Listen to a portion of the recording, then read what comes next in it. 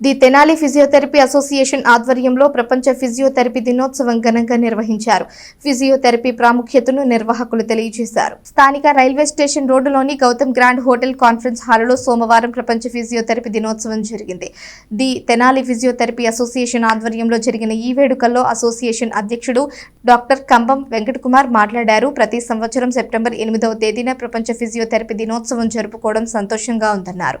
కోశాధికారి డాక్టర్ విజయసాగర్ తన ప్రసంగంలో ప్రతి ఏటా ఫిజియోథెరపీ దినోత్సవం ఏదో ఒక థీమ్తో నిర్వహిస్తూ ఉంటారని గుర్తు చేశారు. ఆ క్రమంలోనే ఈ సంవత్సరం హెల్త్ ఏజింగ్ ను థీమ్ గా నిర్ణయించినట్లు చెప్పారు. దీంతో ఫిజియోథెరపీ వృద్ధులకు చాలా బాగా దగ్గరవుతుందని అభిప్రాయపడ్డారు. అసోసియేషన్ కార్యదర్శి డాక్టర్ కె చంద్రశేఖర్ పర్యవేక్షించారు. Doctor Sandeep, doctor Chitra, doctor Vishnupriya, doctor Deepti, doctor Chandana, doctor David తదితరులు పాల్గొన్నారు.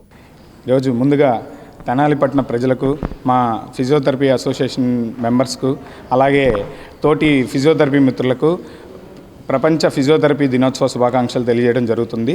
అలాగే ఇక్కడ మా పట్టణంలో తెనాలి ఫిజియోథెరపీ అసోసియేషన్ ద్వారా ఇక్కడ గౌతమ్ గ్రాండ్లో ఫిజియోథెరపీ వేడుకలు నిర్వహించడం జరుగుతుంది.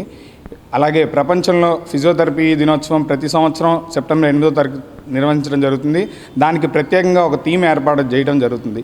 అలాగే ఈ సంవత్సరం ఏర్పాటు చేసిన థీమ్ వచ్చేసరికి హెల్దీ ఏజింగ్ అండి.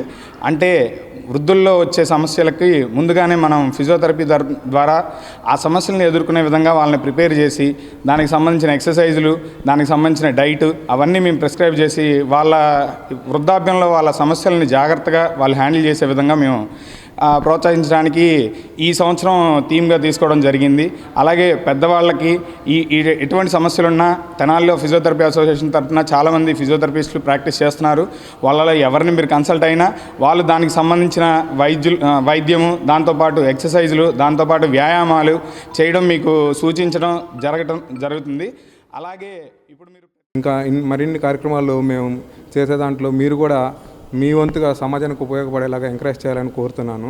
మరి ముఖ్యంగా ఈ ఫిజియోథెరపీ అంతర్జాతీయ దినోత్సవం సందర్భంగా తెలియజేస్తుంది ఏంటంటే, మనకి కూడా మన పట్టణంలో అన్ని కొత్త రకాల ఎక్విప్మెంట్స్ కానీ, కొత్త రకాల టెక్నిక్స్ కానీ ఇవన్నీ అందుబాటులోకి తీసుకొచ్చారు. మనకి ఇదివరకు రిహాబిలిటేషన్స్ కానీ లేకపోతే ఈ ఆధునిక పరికరాలతో చేసే మన ఊర్లో కూడా వచ్చినాయండి. వాటిని మీరు అందరూ సద్వినియోగం చేసుకోవాలి.